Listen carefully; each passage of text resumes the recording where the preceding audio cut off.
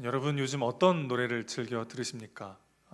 어떤 노래를 선택하고 애창곡이 될 때까지 여러 요소들이 작용하곤 합니다. 어떤 특정 장르를 좋아해서 그 노래를 좋아하기도 하고, 혹은 어떤 멜로디가 귀에 딱 꽂혀가지고 그 노래를 좋아하게 되기도 하고, 혹은 어떤 가수를 좋아해가지고 그 가수가 부르는 노래는 다 이렇게 애창곡이 되는 그런 경우도 있는데, 저는 그 노래 처음 들으면 이제 멜로디를 듣지만 그 가사가 이렇게 와닿을 때 그 노래를 반복해서 듣곤 하는 것 같아요. 그래서 한번 노래가 좋으면 주변에서 질릴 때까지 계속 듣는 그런 습성이 저에게 있습니다. 그래서 아내가 제발 그만 들으면 안 되냐. 보통 제가 이제 차를 타고 아내랑 데이트하거나 이제 주로 밖에 드라이브를 할 때 음악을 들을 때 똑같은 노래를 한 20번씩 들으니까 아내가 제발 그만 들으면 안 되냐 이렇게 얘기할 때까지 노래를 듣곤 하는데, 최근에 반딧불이라는 노래를 알게 됐어요. 혹시 아시는 분 많이 계실 텐데, 유키즈라고 하는 예능 프로를 이제 유튜브로 우연히 보다가 거기 황가람이라고 하는 가수가 무명 시간을 굉장히 오래 보낸 가수인데, 이 반딧불이라는 노래를 만나서 굉장히 유명해진 그 사연을 듣게 됐습니다. 이 사람이 그냥 가수가 되려고 무작정 서울로 상경을 해서 길거리에서 막 이렇게 노래를 했대요. 어린 시절 이렇게 그런 꿈을 꿨다고 합니다. 내가 이제 길거리에서 이렇게 노래를 하고 있으면 그 음반 관계자들이 와가지고 자네가 왜 여기 있나 이러면서 이제 캐스팅 될 걸 꿈꾸면서 막 하는데, 한 해 한 해 막 지나도 그런 일은 요원하고 너무 막 오랜 시간 무명의 시간을 보내면서 너무 고통스러웠다는 거죠. 그 가수의 지나온 삶과 이 노래의 가사가 너무 와닿아서 딱 맞아서, 그리고 듣는 많은 사람들의 삶과 맞닿아 있어서 참 많은 사람들의 마음을 울린 그런 노래가 아닐까 싶습니다. 가사가 이렇습니다. 나는 내가 빛나는 별인 줄 알았어요. 한 번도 의심한 적 없었죠. 몰랐어요. 난 내가 벌레라는 것을. 그래도 괜찮아. 난 눈부시니까. 예배 시간만 아니면 제가 한번 불러드리고 싶은데, 아쉽게도 그 우리가 누구나 내가 정말 이 인생의 주인공이고 뭔가 의미 있고 괜찮은 삶을 살아보려고 막 하다가도 때로는 흔들리고 넘어지고 실패하고 좌절하면서 인생이 그렇게 만만치가 않구나라는 것을 배워가는 게 어찌 보면 어른이 되어가는 과정일 수도 있겠죠. 그 유튜브 짤을 보고 밑에 어떤 분이 댓글을 달았는데 이런 댓글이 있더라고요. 성이 된다는 건 내가 벌레임을 알아가는 것이고, 어른이 된다는 건 그래도 빛을 내기 위해 열심히 살아가는 것이다. 이렇게 누군가가 댓글을 달았더라고요.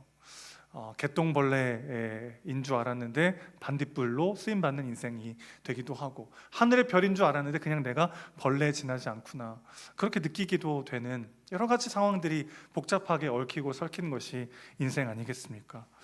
벌레 같을 때도 있지만 때론 누군가에게 작은 등불이 되어주는 존재로 살아가기도 하는 복잡하고 복합적인 그런 삶의 사연들과 감정들의 연속이 인생이 아닐까 싶습니다. 삶이라는 것이 단순하지가 않죠. 그리고 삶이 단순하지 않기 때문에 그 삶을 바라보는 우리의 믿음도 단순할 수가 없습니다. 분명히 강하고 담대하게 하나님을 믿으면서 어떤 역경과 파도도 뚫고 나간 적도 있지만, 때로는 그 믿음이 흔들리고 분명 믿으면서도 넘어지곤 하는 것이 우리의 모습이죠. 우리의 믿음에도 때로는 원망이 섞여 들어올 때도 있고, 때로는 의심이 섞여 있을 때도 있습니다. 오늘 베들레헴으로 돌아온 나오미도 어찌 보면 그런 상황이 아닐까 싶어요. 그녀는 지금 굉장히 복잡한 심정에 빠져 있습니다. 하나님의 말씀에 순종해서 다시 약속의 땅으로 돌아오기는 했지만, 그녀의 마음속에는 지금 원망과 비참함이 가득 서려 있습니다. 그래서 그녀의 믿음도 지금 굉장히 복잡해요. 그래서 오늘 본문을 살펴보면서 이 순서로 말씀을 드리려고 합니다. 첫 번째는 나오미의 침묵을 보겠고요. 두 번째는 나오미의 절규를 한번 살펴보겠습니다. 그리고 마지막 세 번째는 나오미의 순종을 말씀을 통해 살펴보도록 하겠습니다. 첫 번째입니다. 나오미의 침묵을 우리가 한번 주목해 볼 필요가 있겠습니다. 자, 룻은 끝까지 시어머니 나오미를 떠나지 않고 그녀와 함께 하기로 결정을 합니다. 이건 룻에게 굉장히 어려운 결정이었습니다. 이제 룻은 아는 사람도 한 명도 없고 그 어떤 법적 권리도 누릴 수 없는 이방 땅에서 비참한 과부로 살아가야만 했습니다. 모압과 이스라엘의 양국 간의 상황을 생각해 보면 자칫 그곳에 갔다가는 혐오와 차별도 당할 수가 있는 상황이었던 거죠. 룻은 안정적으로 자기의 삶을 보장해 줄 다른 남성과의 결혼을 포기하고 나이 든 여성에게 자기의 모든 것을 내어주며 지금 헌신하기를 결정한 거죠. 그런데 정작 나오미는 아무 말이 없어요. 그 흔한 고맙다는 말 한마디가 없습니다. 지난주 본문 18절 다시 보시면 나오미가 룻이 자기와 함께 가기로 굳게 결심함을 보고 룻이 결정함을 보고 나오미가 어떻게 합니까? 그에게 말하기를 그치니라. 계속 돌아가라고 하는데 안 돌아가니까 결국 나오미가 어떤 결정을 한 겁니까? 아무 말도 하지 않고 그냥 길을 걸어가는 거죠. 고맙다, 감동이다, 어떻게 그럴 수가 있니? 막 이렇게 얘기하지 않고 그냥 침묵한 채 베들레헴을 향해 걸어가는 거죠. 왜 그랬을까요? 우리는 성경이 말하지 않으니까 정확한 건 알 수 없겠죠. 하지만 고난이 우리의 시야를 좁게 만들곤 하지 않습니까? 고통이 너무 길어지면 나 자신이 곧 고통이 되어서 다른 사람을 바라볼 여유가 없어지곤 하죠. 그러면 누군가 나를 선대하고 나를 사랑해줘도 그 사랑을 받아들이기조차 힘들어질 때도 있습니다. 나오미가 어찌 보면 그런 상황이었던 것 같아요. 자기의 전생애를 걸고 나에게 헌신하는 룻의 사랑을 제대로 감사하고 누리지도 못한 채 그저 말없이 걷기만 하고 있었습니다. 중요한 것은 룻이 나오미의 그 반응과는 상관없이 계속 어머니를 쫓아가고 있다는 거예요. 그렇게 결단했는데 시어머니가 고마워 안 해요. 그리고 막 오히려 냉소적으로 아무 말 안 하고 그냥 가는 겁니다. 그때 내가 잘못 선택했나? 오히려 사랑했기 때문에 더 마음의 상처를 받고 돌아갈 수도 있는데 룻은 나오미가 어떻게 반응하느냐와 상관없이 어머니를 계속 쫓아가고 있단 말이죠. 여러분, 진정한 헤세드는 상대의 반응과 무관하게 계속해서 사랑하는 것입니다. 어떤 인정이나 대가를 바라지 않는 것, 그것이 헤세드의 본질이에요. 헤세드는 원래 불공평한 겁니다. 사랑하면 여러분 외롭고 괴롭기가 더 쉬워지죠. 내가 다른 사람들을 사랑해도 나를 사랑해 줄 사람은 아무도 없을 수 있습니다. 사랑하는 사람이 많아진다는 건 그만큼 약점이 하나씩 더 늘어난다는 뜻이기도 해요. 진짜 사랑은 사랑하는 사람을 아프게 하곤 합니다. 하지만 그 아픔에는 우리 안에 있는 그리스도의 아름다움을 드러내는 위대한 하나님의 일하심이 담겨 있다는 것입니다. 그것이 사랑하는 사람들의 영광이라고 할 수 있겠어요. 여러분, 그래서 우리가 그 사랑의 무게를 견디려면 하나님의 은혜 안에 있어야만 합니다. 사랑의 이유와 동력을 사랑하는 대상에게서 찾는 것이 아니라 하나님 안에서 그것을 얻어야 한다는 것이죠. 성경에서 말하는 사랑은 사랑의 대상이 어떤 반응을 하는지와 무관하게 의지적으로 사랑하는 것을 뜻합니다. 룻은 무시당한 채 사실상 홀로 성문으로 지금 들어오고 있어요. 여러분, 이게 룻의 결정과 룻의 삶을 더욱 영광스럽게 만들어주는 그녀의 진짜 사랑이었던 거죠. 계속해서 여러분을 누군가가 비난하고 원망하는데 그런 사람들을 끊임없이 용서할 때 그것이 여러분의 삶의 영광이 될 것입니다. 계속 섬기고 희생하는데도 감사는커녕 늘 서운함과 비난의 말을 들을 때 그것이 여러분의 영광이 될 것입니다. 1부에 이어 2부 때도 별로 분위기가 좋지 않네요. 룻의 가장 위대한 후손도 그 길을 걸어가셨습니다. 온몸이 발가벗겨진 채 죽음의 길을 걸어갔어요. 그러나 그것이 그분의 가장 큰 영광이 되었습니다. 우리의 외로움과 괴로움은 하나님의 영광을 담는 그릇이 될 것입니다. 사랑하다가 당하는 손해와 아픔과 상처는 여러분의 몸에 새기는, 여러분의 영혼에 새기는 그리스도의 흔적이기 때문에 그렇습니다. 여러분, 사실 우리가 사랑하다가 실망하고 낙심하게 되는 이유는 사랑 자체가 우리의 하나님이 되기 때문입니다. 이게 무슨 말이냐면 사랑하면서 그 사랑하는 대상과의 관계 자체에 내 의미와 가치를 두는 것이죠. 인간이 할 수 있는 행위 중에 가장 아름다운 것이 어찌 보면 사랑 아니겠어요? 사랑이야말로 사람을 사람 되게 하는 가장 가치 있는 것이죠. 그러나 여러분 반드시 기억하셔야겠습니다. 사랑은 하나님이 아니에요. 하나님이 사랑이십니다. 이게 무슨 말이죠? 사랑할 때 그 사랑이 우리를 구원할 수 없어요. 내가 누군가를 사랑하고 누군가를 헌신할 때 그 사람이 나를 어떻게 대하느냐에 따라서 내 삶의 의미와 가치를 찾기 시작하면 사랑이 우리에게 또 다른 지옥이 되는 거죠. 사랑은 우리를 구원할 수 없습니다. 사랑은 하나님이 아니에요. 하나님이 사랑이십니다. 이게 무슨 뜻입니까? 우리가 하나님의 은혜와 사랑 안에서 그 사랑을 받아 그것을 흘려보낼 수 있는 존재라는 거죠. 내 의지와 결단과 내 실력으로 사랑할 수 있는 존재가 아니라 그분으로부터 끊임없이 사랑을 공급받아 그것을 흘려보낼 수만 있는 존재라는 것을 기억하셔야 합니다.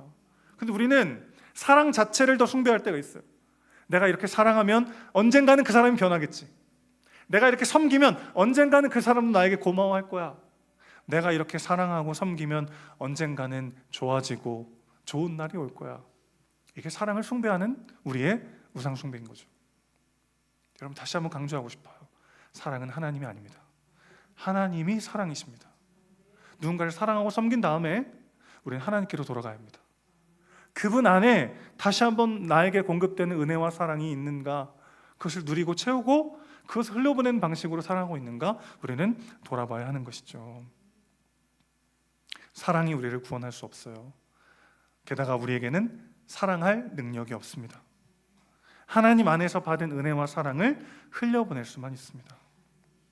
그래서 여러분, 누군가를 사랑할 때 그것 때문에 아픔을 겪고 상처를 받고 무언가 손해볼 때 우리는 예수님이 나를 어떻게 사랑하셨는지가 정말 뼈에 사무치도록 와닿게 됩니다. 누군가를 막 믿고 사랑했는데 막 치명적으로 배신을 당하잖아요. 그럼 예수님께서 평생을 사랑하고 돌봤던 제자들에게 배신당했던 그날 밤이 얼마나 춥고 외로웠을까, 막 뼈에 사무치게 막 다가와요.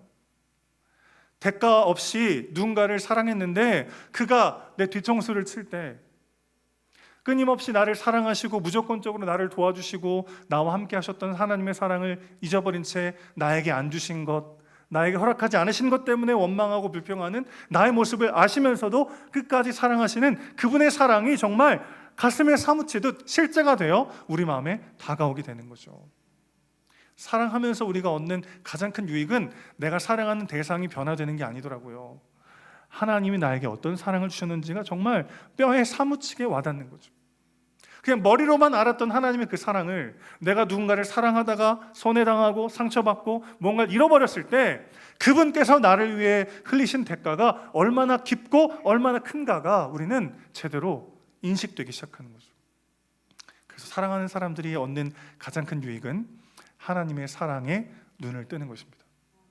그 사랑을 누리고 그 사랑에 감격할 줄 아는 삶으로 조금씩 변화되어 가는 거죠.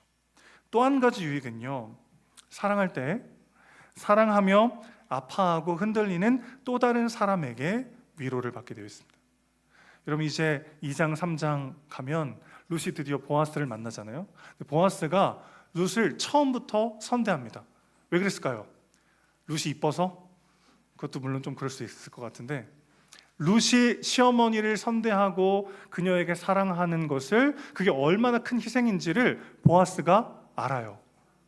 그리고 자신도 그런 삶을 살아왔기 때문에 그게 얼마나 큰 사랑인지를 아는 거예요. 그러니까 마음이 공명하죠. 그래서 처음부터 룻을 보자마자 그녀를 선대합니다. 그러니까 내가 사랑하면서 아파하고 손해보고 상처받을 때 거룩한 유유상종이 일어나요. 사랑하다가 상처받은 사람들끼리 서로를 알아봐요. 사랑하고 섬기다가 그리스도의 흔적으로 가득한 사람들끼리 만나서 서로에게 위로가 되고 서로를 사랑하는 끈끈한 동역자가 되더라는 것입니다. 저에게는 가족 구원을 위해 애태우며 기도하는 분들이 유독 더 마음에 와닿아요. 물론 제가 모든 성도님들 사랑합니다만은 특별히 남편이 믿지 않아서 기도하고 계신 분들, 가족의 구원을 위해서 애태우며 기도하시는 어머니들을 볼 때마다 저희 어머니가 생각나니까요, 더 그냥 애타게 기도하게 되는 것 같아요. 여러분, 내가 사랑하다가 손해보고 넘어지고 흔들리잖아요. 그곳에서 나와 같은 흔적을 새긴 믿음의 동역자들을 만나게 되실 것입니다. 그리고 그들의 존재 자체가 위로가 되는 은혜를 경험하게 되실 것입니다. 조금만 돌아보면 여러분 옆에 그런 분들 많습니다. 저는 그래요. 여러분 한 분 한 분을 알잖아요. 이 보석 같은 분들이 빨리 서로 알아가고 친해졌으면 좋겠다, 그런 마음이 듭니다. 서로 사랑할 때 사랑하기 위해 아파하고 사랑하기 위해 손해보는 자들끼리 서로가 서로에게 존재 자체가 위로가 되는 은혜를 경험하게 될 줄로 믿습니다. 사랑하다가 지치셨습니까? 사랑하다가 더 외로우셨습니까? 축하드립니다. 예수님의 사랑을 더 깊이 경험하시게 될 것입니다. 그분이 나를 어떻게 사랑하셨는지 뼈에 사무치게 깨닫게 되실 것입니다. 하나님이 여러분의 사랑을 결코 땅에 떨어지지 않게 하실 것이고, 그 길을 갈 때 존재만으로도 위로가 되는 동역자들을 만나게 하실 것입니다. 요한복음 13장 35절 말씀입니다. 너희가 서로 사랑하면 이로써 모든 사람이 너희가 내 제자인 줄 알리라. 우리가 많은 것을 가지고 많은 것을 이루는 방식으로 하나님의 영광이 되는 것이 아니라, 우리가 사랑할 때 세상이 하나님의 살아계심과 우리가 하나님의 사람임을 알게 될 것입니다. 그리고 그 길에서 만나는 믿음의 동역자들과 함께 세상에 줄 수 없는 위로와 사랑을 누리며 우리는 이 길을 걸어가게 될 줄로 믿습니다. 두 번째입니다. 나오미의 절규를 한번 살펴보죠. 19절 말씀을 다시 한번 읽어주십시오. 시작. 이에 그 두 사람이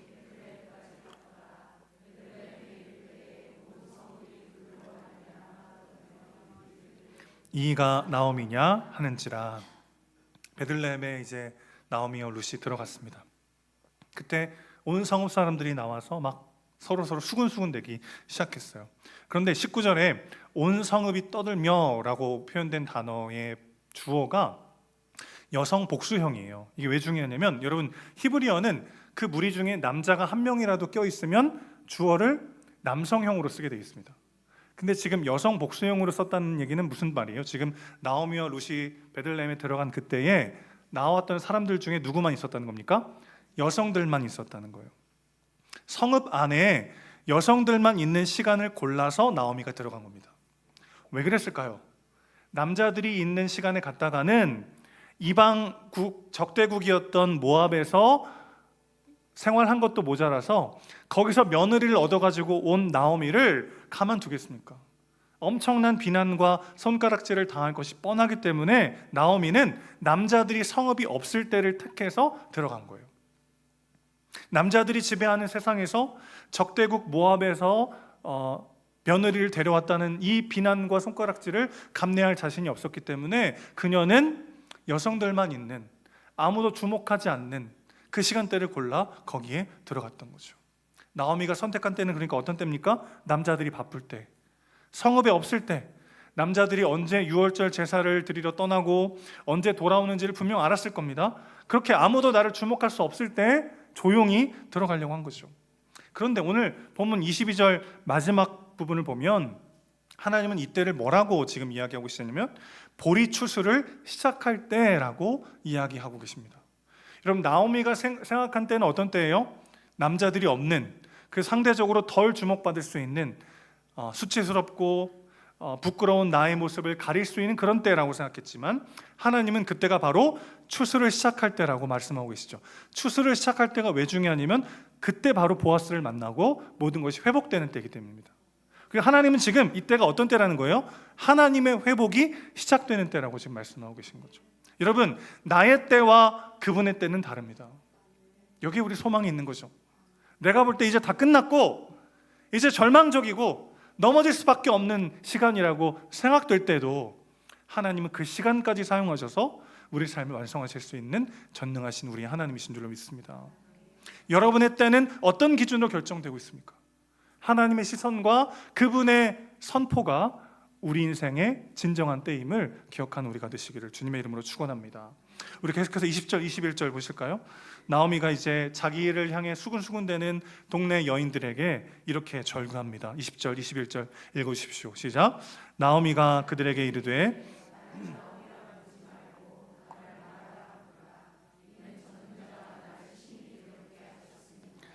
내가 풍족하게 나갔더니 여호와께서 내게 비어 돌아오게 하셨느니라. 여호와께서 나를 징벌하셨고 전능자가 나를 괴롭게 하셨거늘 너희가 어찌 나를 나오미라 부르느냐 하니라. 나오미가 맞나 막 수근수근대는 사람들에게 나오미가 난 나오미 아니고 난 마라다 이렇게 얘기합니다. 나오미란 이름의 뜻은 기쁨이란 뜻이고요, 마라는 고통 혹은 쓰다 이런 뜻입니다. 나는 기쁨이 아니라 내 이름은 고통이다.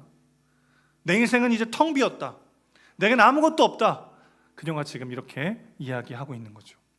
이렇게 막 절규하는 나오미를 보면서 룻이 무슨 생각했을까요? 지금 내가 같이 왔는데 난 아무도 함께하는 사람이 없고 나에겐 아무것도 없다 이렇게 말하는 시어머니 이야기를 듣고 어떤 생각을 했을까? 나는 지금 병풍인가? 난 뭐지? 그런 생각을 하지 않았겠습니까? 며느리 룻을 베들레헴 여인들에게 소개하지 않고 그냥 그림자 취급하고 있는 것을 봅니다. 그러면서 자기 이름을 마라라고 이야기하고 있어요. 마라라는 이야기를 들으면 이스라엘 사람들은 다 출애굽 직후의 한 사건을 떠올렸을 것입니다.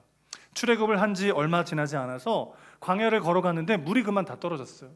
그래서 겨우겨우 오아시스를 찾았는데 그만 물이 너무 써서 먹을 수가 없는 겁니다. 그래서 막 백성들이 불평하고 원망하기 시작했어요.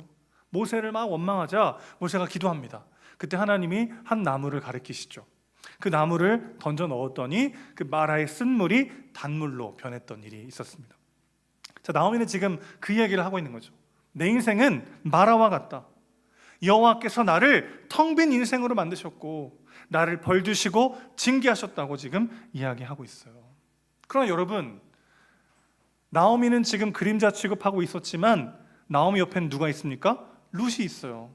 그리고 우리가 다 알지만 나오미는 룻으로 인해서 자신의 모든 것을 회복하게 되죠. 나오미에게 룻은 짐이 아니라 힘이었어요. 독이 아니라 복이었어요. 복. 하나님께서 허락하신 그 모든 순간들과 함께하게 하신 사람들이 때로는 내 고통 때문에 보이지 않을 때가 있고, 때로는 내 인생에 방해가 되는 것처럼, 내 인생의 짐처럼 여겨질 때 사실은 하나님은 그 모든 시간들과 그 모든 사람들을 사용하셔서 우리의 삶을 완성하실 수 있을 만큼 전능하신 분이심을 신뢰하는 우리가 되기를 소망합니다. 하나님은 그런 분이세요. 내가 볼 때 정말 저 사람은 나한테 독이 되는 사람이야, 저 사람 나의 인생이 정말 해가 되는 사람이야, 그렇게 여기게 되는 그 존재조차도 사용하셔서 우리 삶을 빚으시고 완성하실 수 있는 분이 우리 하나님이시라는 거죠.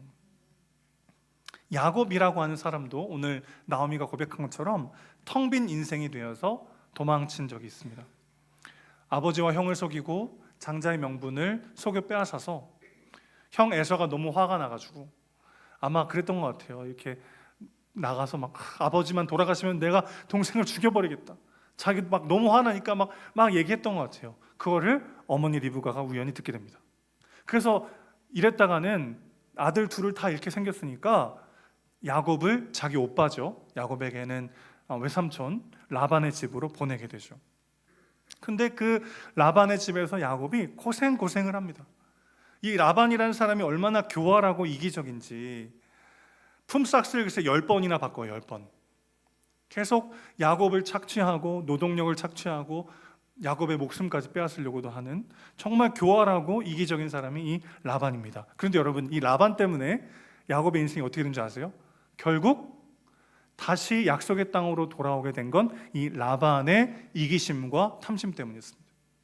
그 라반 밑에서도 야곱은 4명의 아내에게서 12명의 아들을 낳고 그렇게 품삯을 10번이나 바꾸는 야곱보다 더 교활한 삼촌 밑에서도 거부가 되어 다시 약속의 땅으로 돌아왔다는 거죠. 하나님이 우리 인생을 이렇게 지키십니다. 라반 때문에 더 하나님 의지하고, 라반 때문에 더 사명이 명확해지고, 라반 때문에 더 삶이 단순해져서 하나님을 따라가는 인생으로 우리의 삶을 빚으시는 분이 우리 하나님이신 거죠. 여러분의 인생에도 라반이 있지 않습니까? 그 라반인 줄 알았는데 그가 룻일 수 있다는 거죠. 아니, 하나님은 심지어 라반조차도 내 인생의 룻으로 작용하게 하시는 분이 우리 하나님이신 줄로 믿습니다. 그러니 고난 앞에 스스로를 마라로 여기지 마십시오. 하나님과 함께 한다면 그 모든 날 모든 순간이 여러분에게 복이 될 것입니다. 마지막 세 번째 나오미의 순종을 보시죠. 22절 말씀 다 같이 함께 읽겠습니다. 시작. 나오미가 모압 지방에서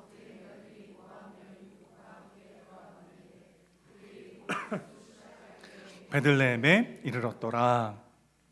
자, 베들레헴에 이르렀다라고 번역되어 있는데 돌아왔다라는 히브리 단어가 쓰였습니다. 이 슈브라는 돌아오다라는 단어는 회개하다라는 뜻도 가지고 있어요. 1장에만 이 단어가 총 12번이 쓰입니다. 그러니까 이 단어가 계속 반복해서 쓰였다는 것은 나오미의 회개를 암시하고 있는 거죠. 그녀는 분명 회개하고 베들레헴으로 돌아왔어요. 약속의 땅을 자기 판단과 자기 생각대로 떠났다가 다시 그 땅으로 돌아오고 회개하고 있습니다. 그러나 그녀의 회개에는 하나님에 대한 원망도 가득 차 있어요. 그녀가 자신의 이름을 바꿔 부르기 시작했지 않습니까? 나를 나옴이라고 하지 말고 나를 마라라고 부르라. 성경에서 이름은 굉장히 중요한 의미가 있어요. 사람에게 이름을 지어줄 권한은 그 존재에 대한 책임이나 권위를 가진 사람에게 있습니다. 예를 들어서 자녀를 부양할 책임을 가진 존재가 누구죠? 부모죠. 그래서 부모가 자녀의 이름을 지어줍니다. 그리고 어떤 사람에게 새로운 지위나 사명을 줄 때 하나님은 그 사람의 이름을 바꾸시곤 합니다. 아브람을 아브라함으로 바꾸시기도 하고 시몬을 베드로로 바꾸시기도 했던 것처럼요. 그런데 지금 나오미는 자기의 이름을 바꿔 부르면서 하나님에 대한 원망을 표현하고 있어요. 자신의 삶을 규정하시고 자신의 삶의 주인 되신 하나님을 거부하고 내 이름을 바꿔 부르면서 하나님을 향해 원망을 토해놓고 있는 것이죠. 여러분, 이스라엘이 광야 생활 가운데 다 심판당하고 죽었던 이유가 무엇이었습니까? 하나님에 대한 원망 때문이었죠. 출애굽 1세대가 끊임없이 하나님을 원망하고 불평하다가 광야에서 다 죽었던 것을 우리는 기억하지 않습니까? 원망과 불순종이 모여 그들은 결국 심판당하고 말았어요. 그런데 나오미는 뭐가 달라서 계속해서 하나님의 은혜를 누릴 수 있었을까요? 그녀는 지금 원망하고 있어요. 그녀의 믿음은 지금 흔들리고 있어요. 그녀는 지금 하나님을 향하여 그리고 나 자신의 삶을 향하여 비난하며 무너져 있어요. 그러나 그녀는 결국 순종하여 베들레헴으로 돌아왔습니다. 원망과 비난과 두려움과 온갖 감정들이 섞인 날 것 그대로의 믿음이었지만 그 믿음으로 행했던 작은 순종을 통해서 하나님은 그의 인생을 회복시키시더라는 것입니다. 고난과 실망이 섞여 있는 순종, 사실은 그 순종이 믿음의 정수인 것이죠. 원망과 비난이 섞여 있지만 그래도 살아내는 것, 그것이 날 것 그대로의 순전한 믿음이라고 할 수 있겠습니다. 의심과 낙심이 섞여 있는 연약한 믿음이라 할지라도 그 믿음으로 행한 순종을 통해 하나님은 우리의 삶을 영광스럽게 완성하시더라는 것입니다. 여러분, 우리가 인생을 살다 보면 두려울 수밖에 없는 순간이 있잖아요. 소중한 사람들, 사랑하는 사람들 때문에 더 낙심하게 되고 더 근심하게 되는 순간이 얼마나 많이 있습니까? 그럴 때 날 것 그대로의 믿음으로 그리스도께로 나아가셔야 합니다. 흔들리면 흔들리는 대로, 눈물이 나면 눈물이 나는 대로, 기도도 안 나오면 그냥 침묵으로 주님 앞에 나아가셔야 합니다. 그럴 때 그 작은 믿음, 그 믿음으로 한 작은 순종을 통해서라도 하나님은 일하시고 우리 삶을 회복하시는 위대한 하나님이신 줄로 믿습니다. 나오미는 마라에 대한 스토리를 반만 알고 있었나 봐요. 마라의 쓴물에서 그 물을 하나님이 어떻게 단물로 바꾸십니까? 모세에게 한 나무를 가리키시죠. 그 나무를 넣었더니 물이 달게 되었습니다. 모세와 이스라엘에게 한 나무를 가리키셨던 하나님은 저와 여러분을 통해서 어떤 일을 하셨습니까? 아예 한 나무에 달리셨습니다. 그 십자가의 대속의 은혜로 말미암아 마라와 같은 우리의 인생을 생명과 구원의 길로 바꾸시고 완성하신 분이 우리 하나님이신 줄로 믿습니다. 마라 같은 우리의 인생을 구원하시고 완성하시는 그분께로 나오십시오. 다시 한번 그분 앞에 날 것 그대로의 나의 믿음 그대로 흔들리고 넘어지고 망가지고 깨진 그 모습 그대로 나아갈 때 하나님께서 그 모습 그대로 사랑하시고 사용하시고 완성하실 줄로 믿습니다. 오늘 나오미는 그렇게 비참한 채로 모든 것을 잃어버린 고통과 원망과 절규가 가득한 그 모습 그대로 순종하고 있어요. 그럴 때 하나님은 그 작은 순종을 통해 그녀의 삶을 아름답게 회복시켜 나가고 계신 것이죠. 사랑 여러분, 우리가 사랑하다가 지치고 쓰러지고 낙심할 때가 있습니다. 말씀대로 살려고 몸부림쳤지만 우리의 믿음이 흔들리고 깨지고 넘어질 때가 있어요. 오늘 주님은 그 모습 그대로 오라고 하십니다. 믿음이 강하고 기쁨과 감사로 충만할 때만 나에게 오라고 하지 않으시고, 때로는 하나님을 향한 원망과 불신앙과 두려움이 가득할 때에도 내게로 오라고 말씀하십니다. 그 모습 그대로 오기만 하면 하나님이 그 작은 순종을 통해 우리의 삶을 완성하시겠다고 우리에게 약속하십니다. 주님께로 가십시오. 그 모습 그대로, 날 것 그대로의 믿음으로 주님께 나아가십시오. 그리고 주님이 우리 삶에 허락하신 룻을 통해 나의 삶을 어떻게 회복하시는지를 두 눈 똑바로 뜨고 목도하고 경험하는 저 여러분의 복된 삶 되시기를 주님의 이름으로 축원합니다. 아멘.